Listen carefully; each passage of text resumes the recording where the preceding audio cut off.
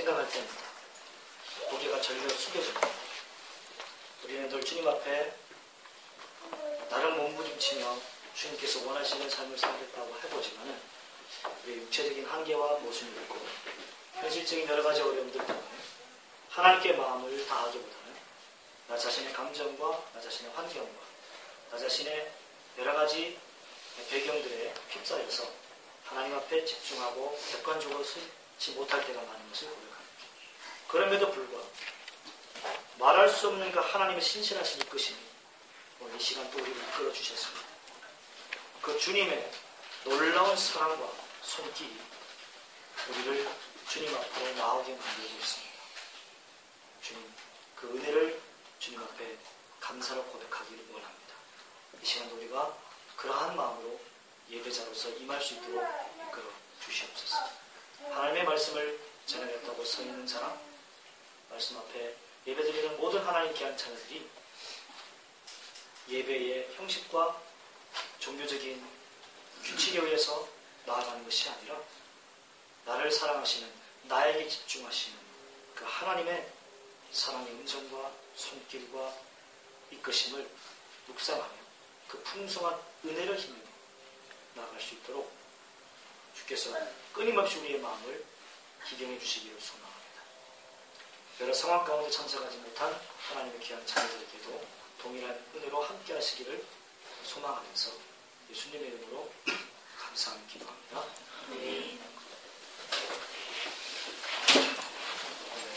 사도행전은 제가 말씀드렸던 것처럼 제가 말씀드렸죠. 총 28장이라고 했습니다. 사도행전은 총 28장 가운데 크게 세 부분으로 나눠졌다고 했었죠. 먼저 1장부터 7장이 첫 번째 단락이라고 했죠. 바로 예루살렘에서의 복음 전도 사역이 1장부터 7장입니다. 그리고 8장부터 12장은 온 유대와 사마리아에서의 복음 전도 사역이 나온다고 말씀을 드렸었습니다. 그리고 이제 13장부터 28장은 여러분이 잘 아는 바울을 중심으로 하는 땅끝 복음 전도, 즉 이방인들을 향한 복음 사역이 나온다고 말씀을 드렸습니다. 오늘 본문은 그 전반부 1장부터 7장의 막바지에 이르는 단락입니다. 왜냐하면 6장 8절부터 7장은 스데반 집사의 이야기로 중심이 이루어지고 있기 때문에 그렇습니다. 그러므로 6장 8절부터 7장은 하나의 단락으로 묶으셔도 큰 무리가 없다는 것을 먼저 이해해 두셔야 되겠습니다. 그러면 우리가 6장 8절부터 이 7장 내용을 우리가 보면은 크게 세 가지로 나눌 수가 있는데 어떻게 나눌 수가 있느냐? 6장 8절부터 15절은 일단 스데반 집사가 사내드린 공회에 체포되는 내용입니다. 그게 오늘 우리가 다룰 내용입니다. 그리고 다음 시간에 보시겠지만 7장 1절부터 53절은 스데반 집사의 설교 내용이 나옵니다. 그냥 설교한 게 아닙니다. 사내드린 공회에 잡혔기 때문에 자신에 대한 변호를 해야 되지 않습니까? 그래서 그 내용이 이제 53절까지 긴 내용으로 설교가 나오는 거죠. 그리고 나서 54절부터 60절은 스데반 집사의 순교 내용입니다. 결국 스데반 집사는 집사로 발탁되고 복음을 전하다가 동행에 잡혀서 죽는 것으로 끝납니다. 그리고 1장부터 7장의 예루살렘에서의 복음 사역은 이후로 마무리가 됩니다. 8장에 딱 들어가면 이제 장소는 바뀝니다. 그래서 우리는 이 부분에 지금 와 있다. 그런 가운데서 우리는 이 누가가 스데반 집사에 대해서 어떻게 소개하는지를 8절에서 볼 수가 있죠. 자, 8절에서 누가는 스데반 집사를 어떻게 소개하고 있습니까? 스데반이 은혜와 권능이 충만하여 이렇게 되어 있습니다. 이 한 절만 가지고도 우리는 스데반 집사의 신앙 인격을 가늠해 볼 수 있어요. 왜냐하면 은혜와 권능이 충만하다 그럽니다. 자, 은혜가 충만한 것, 권능이 충만한 것 두 가지가 있는데 은혜가 충만하다는 건 어떤 의미냐? 말 그대로 사랑이 풍성하고 너그럽고 배려심이 많은 그런 인격적인 신앙 인격의 모습을 지금 얘기해 주는 거예요. 예를 들어서 여러분이 어떤 사람과 신앙생활을 오래 했습니다. 2년, 5년, 10년. 근데 여러분한테 어떤 사람이 묻습니다. 당신 저 사람에 대해서 어떻게 소개할 거야? 물어봤을 때 한마디로 탁탁탁 나오는 게 있을 수 있죠. 성격이 지랄 같다, 너무 너그럽다, 참 우유부단하다, 지혜롭다, 똑소리 난다, 다양한 게 있을 수 있죠. 지금 마찬가지로 스데반 집사에 대해서 누가는 어떻게 소개하냐면 은혜가 충만한 사람입니다. 너그러운 사람입니다. 사랑이 많은 사람이에요. 베푸는 사람이에요. 그런데 한 가지 더 나옵니다. 스데반에게는 권능도 충만하더라. 어떤 의미냐? 권능이 충만하다는 것은 집념을 가지고 일을 해결하는 추진력이 있다는 뜻입니다. 단호함이 있다는 것이에요. 똑소리가 난다는 뜻입니다. 오늘날로 말하자면 능력도 있고 머리도 좋고 똑소리도 나고 착하기까지 한다는 거죠. 여러분, 우리 형제들 결혼하는 자매 배우자상으로 얼굴도 이쁘고 머리 좋고 착하고 신앙 좋고, 우리 자매들도 키 크고 잘생기고 공부 잘하고 신앙 좋고 믿음 좋고 돈도 잘 벌고, 이게 다 갖춰지는 거지. 얼마나 좋아요. 그런데 그런 스데반 집사의 마지막 종착점 어디라고요? 죽더라. 죽더라는 겁니다. 이게 굉장히 우리한테 주는 신앙의 메시지가 있다는 걸 여러분이 기억하셔야 돼요. 그러니까 스데반 집사는 일단 외형적으로 볼 때 모든 면에서 완벽합니다. 존경할 만한 사람입니다. 능력도 있고 그 다음에 착하기까지, 은혜도 있고 권능도 있고, 그런 사람이 바로 이 스데반 집사였다는 것입니다. 근데 이 스데반 집사는 또 어떤 일까지 하냐면 하나님의 은혜 가운데 큰 기사와 표적까지 행하게 됩니다. 8절에 보시면 스데반이 은혜와 권능이 충만하여 큰 기사와 표적을 민간에 행하니, 이렇게 나옵니다. 그런데 이 스데반 집사를 통해서 이루어진 하나님의 놀라운 역사, 큰 기적이 일어났는데, 이걸 통한 이 파급력이 어떤 결과로 드러났습니까? 여러분, 사도행전 3장에서는 어땠었습니까? 무슨 사건이 있었죠? 안진뱅이 기적 사건이 있었죠. 베드로와 요한을 통해서 하나님의 기적을 일으켰습니다. 그때 반응은 어땠습니까? 사람들이 베드로와 요한을 신처럼 받으려고 달려들 준비를 하고 있었습니다. 베드로와 요한을 떠받들 준비가 되어 있었습니다. 근데 오늘 본문에서는 반응이 좀 달라요. 똑같은 기적입니다. 똑같은 기적이고, 오히려 베드로와 요한보다는 신앙 인격적으로는 스데반 집사가 더 좋습니다. 흠모할 만한 존경되는 그런 인물입니다. 근데 이런 인물을 통해서 일어난 기적 사건으로 결과는 어떤 일이 벌어졌느냐 하면은, 사람들이 존경해주고 환영해주는 게 아니라 유대인들과 스데반 집사의 충돌이 발생하더라는 거죠. 자, 9절 보시겠습니다. 이른바 자유민들, 구레네인, 알렉산드리아인, 길리기아와 아시아에서 온 사람들의 회당. 자, 여기 회당은 몇 개일까요? 이거를 이제 번역을 잘못하면, 회당은 구레네인 회당, 알렉산드리아 회당, 길리기아 회당, 뭐 이렇게 되는데, 이게 다 그 뜻이 아니라 자유자들 나와 있죠. 자유자들, 어떤 자들? 구레네인들, 알렉산드리아인들, 길리기아와 아시아에서 온 사람들, 이 사람들이 모여있는 하나의 그 회당, 그 회당에서 어떤 자들이, 이 어떤 자들은 이제 유대인일 가능성이 가장 높죠.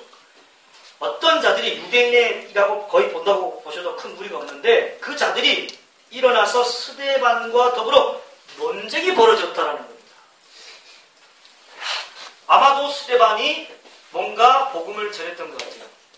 이 기적 사건과 함께 사람들의 마음이 열리니까 거기다가 복음을 전했는데, 순수하게 유대인들이 받아들일 줄 알았는데 그게 아니라 막 베드로와 요한을 쫓아다니는 것처럼 그렇게 막 반응할 줄 알았는데 그게 아니라 오히려 스데반하고 논쟁을 합니다. 이거는 공개 끝장 토론이에요.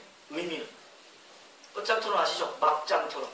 거의 서로 죽일 듯 살 듯 하는 그런 아주 살벌한 분위기에 지금 공개 토론이 이루어졌다는 겁니다.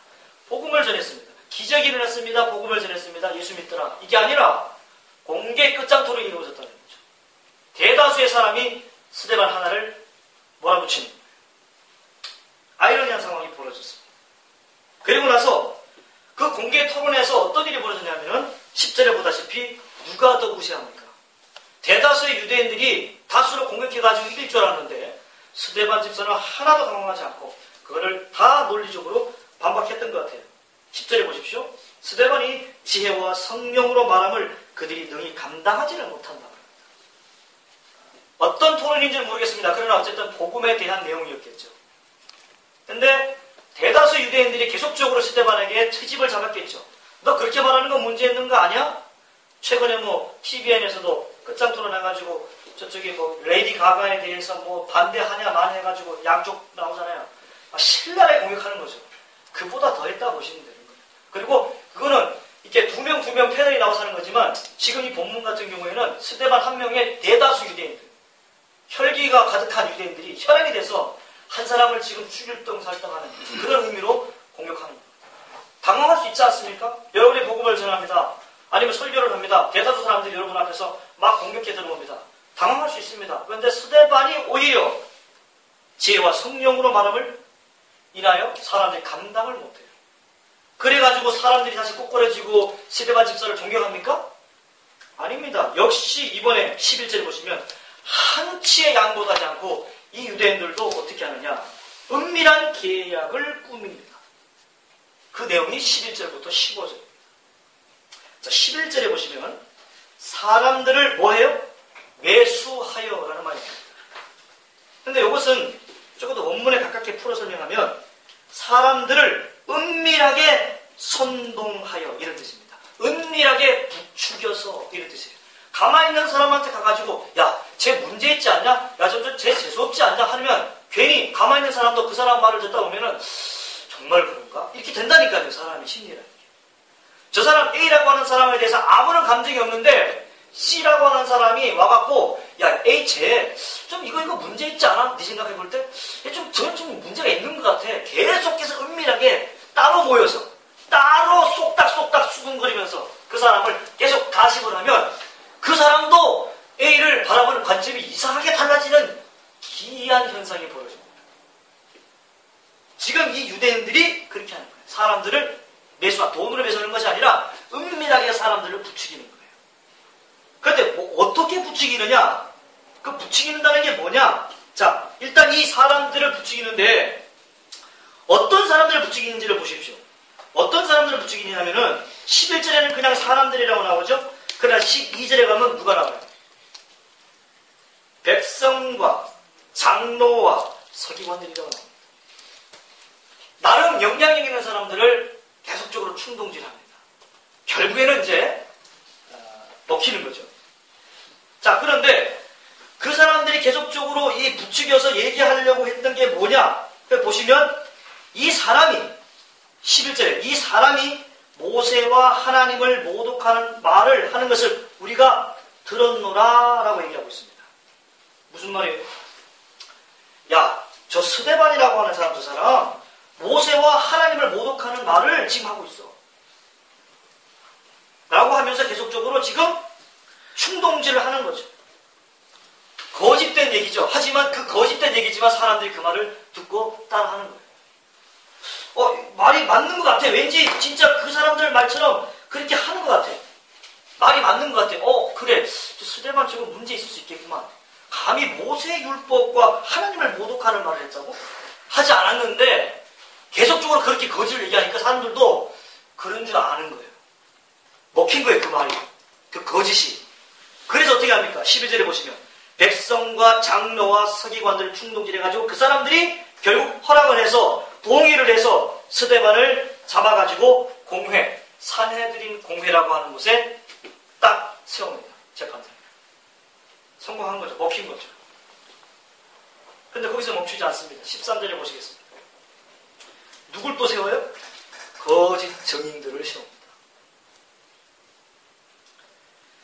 거짓 증인들을 세워가지고 뭘 얘기하냐면은 율법을 거스렀다고 얘기합니다. 13절에 보십시오. 이 사람이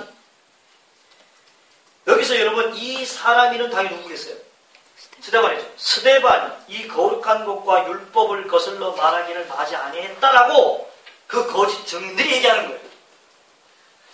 많은 유대인들 스데반 집사와 공개 끝장 토론에서 밀렸던 사람들이 도저히 이것을 괘씸해서 용납이 안 되니까 이걸 어떻게든지 풀어야 될 거 아니에요. 그래서 이 스데반을 죽이기 위하여서 주변에 있는 사람들한테 충동질합니다. 야, 쟤가 모세의 율법을 모독했다. 야, 쟤가 하나님의 율법 모독했어. 우리가 그걸 들었어. 한 명이 아니야.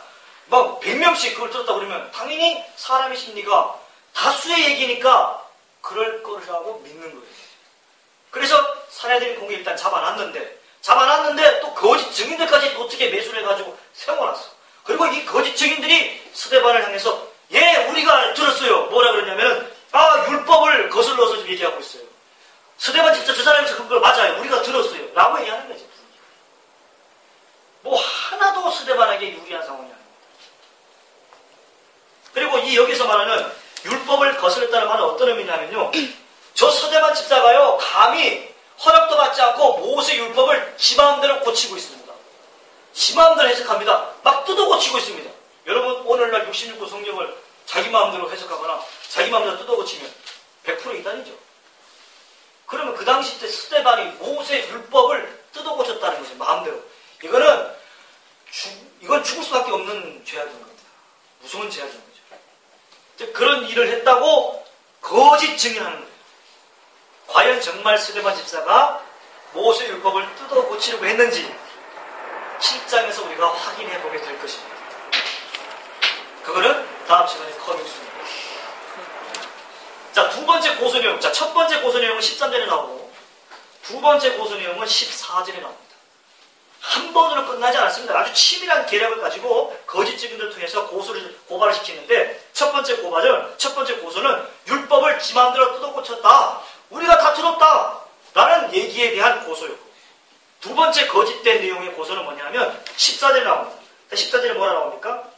그의 말에 이 나사렛 예수가 이곳을 헐고 또 모세가 우리에게 전해준 규례를 고치겠다 함을 우리가 들었노라 하거늘 이렇게 되어 있죠. 무슨 말이냐면 지금 쉽게 말하자면 스데반 집사는 무슨 얘기를 했냐 하면은 예수님이 예루살렘 성전을 무너뜨리려고 했던 그 내용을 지금 스데반 저 사람도 똑같이 하고 있습니다. 이 얘기합니다. 이건 어떤 의미냐면요. 국가 모독죄, 반국가적인 발언이라고 보시면 돼요. 정부를 부정하는 것과 같은 그런 뉘앙스인 거예요. 예루살렘 성전을 무너뜨린다는 얘기를 한다는 것은 결국 이스라엘을 무너뜨린다는 걸로 유대인들은 받아들이게 되거든요. 근데 그런 식으로 지금 얘기하고 있는 겁니다. 그럼 여러분에게 묻겠습니다. 정말로 예수님께서 설교하실 때, 지상사역을 하실 때 예루살렘 성전을 무너뜨린다고 얘기하셨나요? 여러분 요한복음에서 한번 보셨는지 모르겠지만 예수님께서 뭐라고 하셨어요? 요한복음 보시겠습니다. 뭐 공간복음서 다 찾아보기가 시간이 없으니까 요한복음서 2장 보시겠습니다. 19절부터 21절, 22절까지 보시겠습니다. 요한복음 2장 19절부터 22절. 자 보십시오. 19절에 예수께서 대답하여 이르시되 너희가 이 성전을 헐라 내가 사흘 동안에 일으키리라. 유대인들이 이르되 이 성전을 46년 동안 지었거늘 네가 3일 동안 일으키겠느냐. 그러나 예수는 성전된 누구를? 자기 육체를 가리키는 거예요. 예수님은 단 한 번도 예루살렘 성전을 무너뜨린다는 것이 어떤 군사적인 의미를 가지고 폭동을 일으켜서 개혁을 하겠다 하신 적이 단 한 번도 없었어요. 오로지 성전된 자기 육체, 그 자기 육체가 성전이라는 겁니다. 그 육체를 죽여서 3일 만에 부활시키겠다. 지금 그 얘기하고 있어요. 그 얘기를 스데반도 회당에서 사람들한테 한 거예요.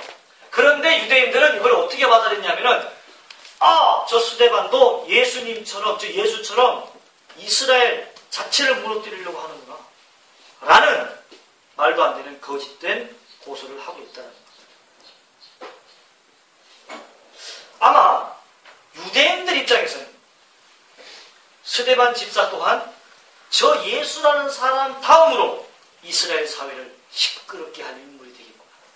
그 불씨를 아예 애초에 싹둑 잘라버려야 되겠다. 이 생각이 들었던 것 같아요. 나름 불안했겠죠. 원래 불안하면 더 보호하셔야 됩니다. 뭔가 더 긴장이 되면 더 강해집니다.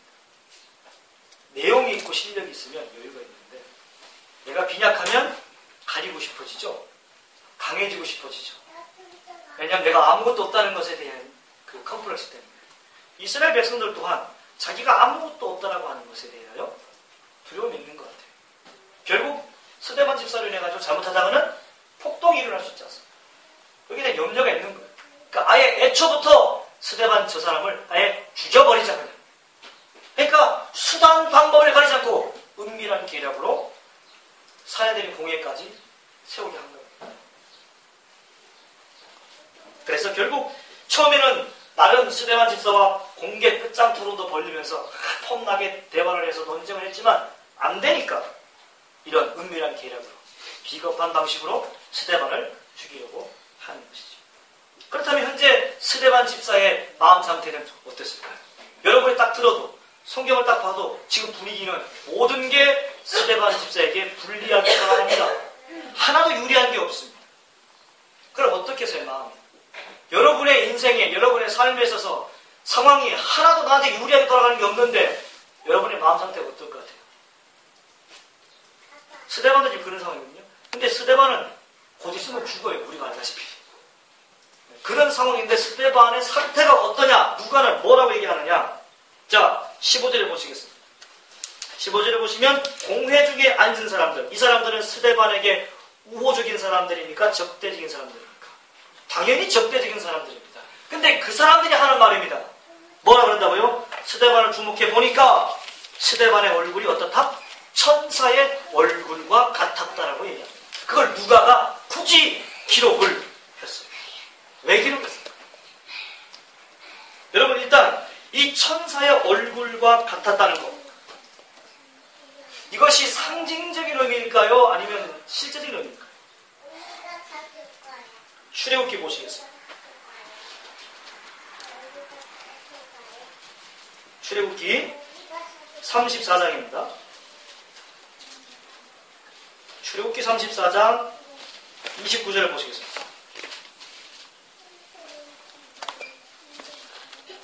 자, 출애굽기 34장 29절을 보시면 뭐라고 나옵니까? 모세가 그의 증거의 두 판을 모세의 손에 들고 시내산에 내려오니 그 산에서 내려올 때에 모세는 자기가 여호와와 말하였으므로 말미암아 얼굴 피부에 뭐가 났다? 광채가 났는데 깨닫지 못하였더라. 그러면서 35절에 가면 이스라엘 자손이 모세의 얼굴에 광채를 보므로 모세가 여호와께 말하더라까지 다시 수건으로 자기 얼굴을 가렸더라. 이게 돼 있죠. 그러면 여러분, 모세의 얼굴에 광채가 난 게 상징적인 거예요? 실제적인 거예요? 실제적인 거죠. 스데반 집사의 얼굴이 천사처럼 봤다고 했어요. 천사 얼굴 됐다고 했어요. 상징이 아닙니다. 실제로. 천사가 어떤 모양인지는 모르지만 천사와 같은 어떤 그런 평안한 얼굴인가 보죠. 그렇게 이해하면 되는 문제. 근데 분명한 얼굴의 변화가 오는 겁니다. 한마디로 평안한 거죠. 지금 기뻐할 일이 전혀 아무것도 없어요. 딱 봐도 알잖아요. 지금 상황이.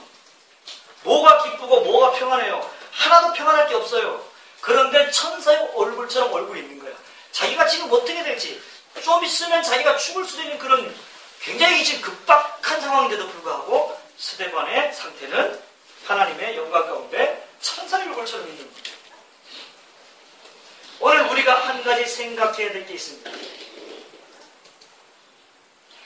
여러분, 스데반 집사가 6장 8절에서 어떤 일을 일으켰다고요? 큰 기사와 표적을 일으켰다고 나오죠.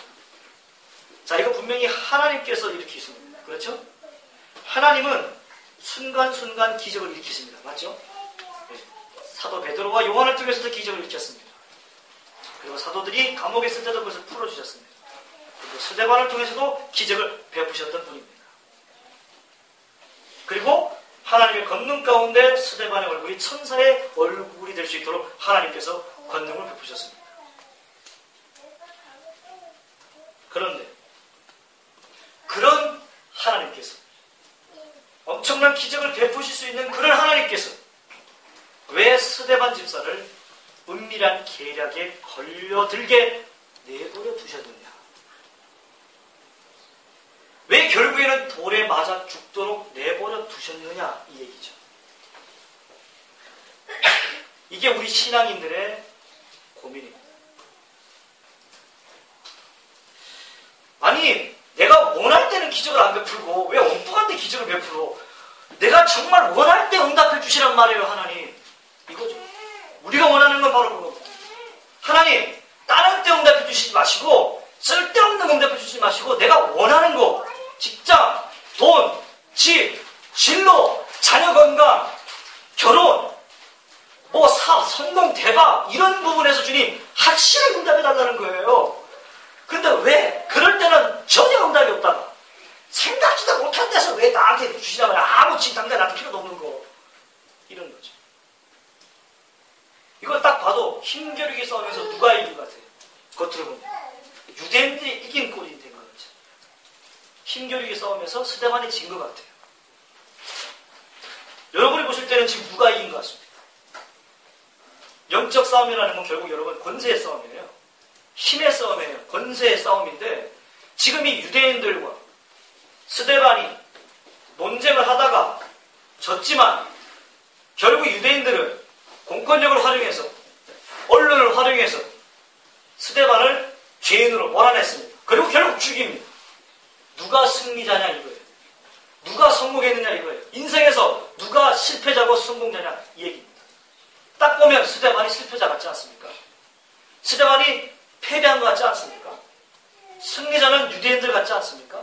온갖 거짓과 술수를 활용해서라도 자신들의 목표를 향해서 관찰해 나가는 이 유대인들이야말로 진짜 세상에서 승리한 자 같지 않습니까? 스데반은 그렇게 큰 기적과 표적을 일으키고 천세에 건너고 얼굴로 있었지만 결국에는 죽는 것으로 끝나니까 남 좋은 일 하다가 자기는 못 돌보는, 다른 사람한테 복음 전하고 다른 사람에게 좋은 일 하는데 결국 자기한테는 아무런 필요를 채우지 못하는 이 부분을 볼 때 스데반이 아주 우습고 초라하고 비참하고 패배자 같지 않냐 이 얘기. 이 질문에 대해서 여러분은 자유하시냐 이 얘기. 여러분의 기도 내용이 이 질문과 이 고민에서 자유한 기도 내용이 있느냐 이겁니다. 왜 하나님은 스데반 집사를 그냥 그 은밀한 계략에 걸려들도록 내버려 두셨겠느냐? 왜 그랬냐는 거지. 기적을 일으키신 하나님께서 오히려 그럴 때 건져주셔야 되는 거 아니냐? 돌 맞아 죽을 때 그럴 때 역사해야 되는 거 아니냐? 근데 그때는 정작 가만히 계시다. 남들 좋은 일 할 때 그냥 기적 베풀고. 이게 뭐냐 이거야. 왜 하나님이 이렇게 하시냐 이거지. 여기에 대한 답을 여러분은 어떻게 찾으시겠습니까? 하박국서를 보시겠습니다. 구약성경입니다.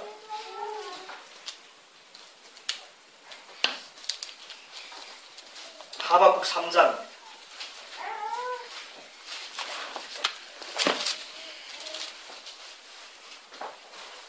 하박국 3장 16절부터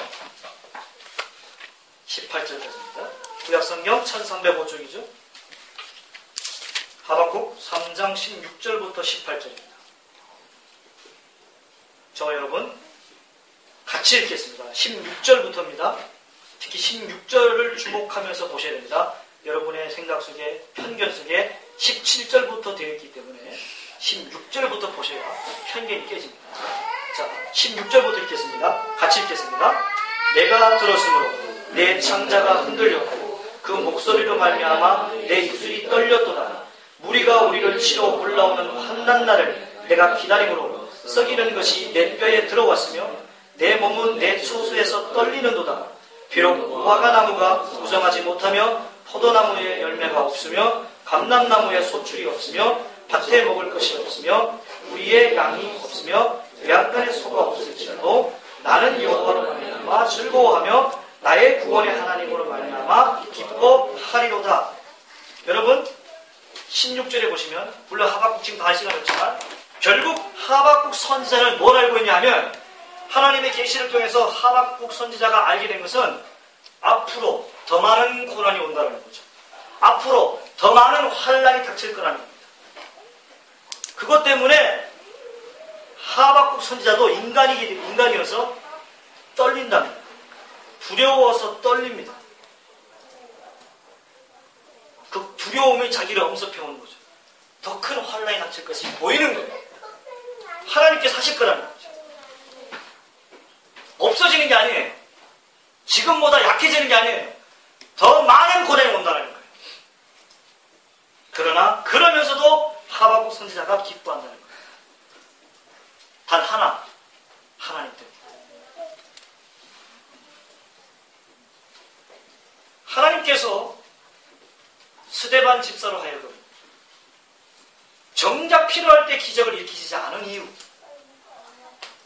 돌 맞아 죽도록 내버려 두신 이유, 여러분 그것은 바로 무엇을 강조하기 위함이냐 이 얘기거든요. 하나님의 자녀는 세상 사람과 사는 방식이 다르다는 것을 보여주기 위함입니다. 그러면 과연 그 삶의 방식은 어떤 삶일까요? 하박국 2장 4절을 보시겠어요?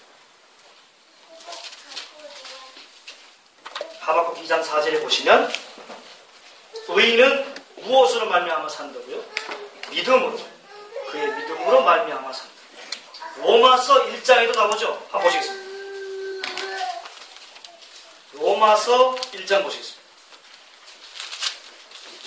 로마서 1장 17절에 보시면 복음에는 하나님의 의가 나타나서 믿음으로 믿음에 이르게 하나니 기록된 바 의인은 믿음으로 말미암아 살리라 함과 같으니라. 사도 바울이 하박국 2장 4절의 말씀을 좀 더 쉽게 주석해 둔 겁니다. 그러니까 하박국 2장 4절만 가지고는 의인은 그의 믿음으로 말미암아 산다는 게 막연할 수 있습니다. 어떻게 의인이 믿음으로 말미암아 산다는 거야? 그런데 로마서에서 사도 바울이 풀어 설명한다. 그게 어떤 뜻이냐고? 복음에는 하나님의 의가 나타나는데 믿음으로 믿음에 이르게 한다. 무슨 말이에요? 여러분 구원 받을 때만 믿음이 필요합니까? 구원받고 나서는 믿음이 필요 없습니까? 믿음이라는 게 구원 받을 때 예수를 믿을 때만 필요하고 예수 믿고 나서는 믿음이 필요 없는 거냐고요? 아니라고요. 믿음이라는 것은 누가 주시는 건데? 하나님이 주시는 겁니다.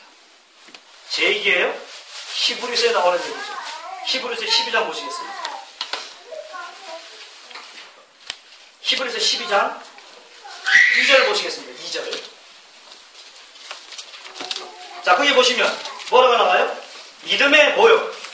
주. 여기서 주라는 게 뭔데요? 이 주라는 게 주님 로드가 아니라 이게 바로 시작자, 원조자 이런 뜻입니다. 믿음의 시작자요. 믿음의 원조자요. 이런 뜻입니다. 그리고 온전케 하신다. 완성케 하는 거죠. 그분이 누구다? 예수다. 다시 말할게요. 복음에는 하나님의 의가 나타나서 믿음으로 믿음이 이르게 하는데 왜냐하면 그리스도인은 믿음으로 말미암은 삶을 살게 하시는 것이 하나님께서 원하시는 삶의 기준이기 때문에 그렇다는 거죠. 그럼 이것은 의인은 믿음으로 산다는 건 뭐냐 하면 의인은 내 안에 믿음을 주시고 그 믿음을 완성케 하실 예수 그리스도 안에서 사는 존재임을 드러내 보이게 하시기 위함이라는 거죠. 그래서 하나님은 고난 가운데서도 내버려 주십니다. 죽음에서도 내버려 주십니다.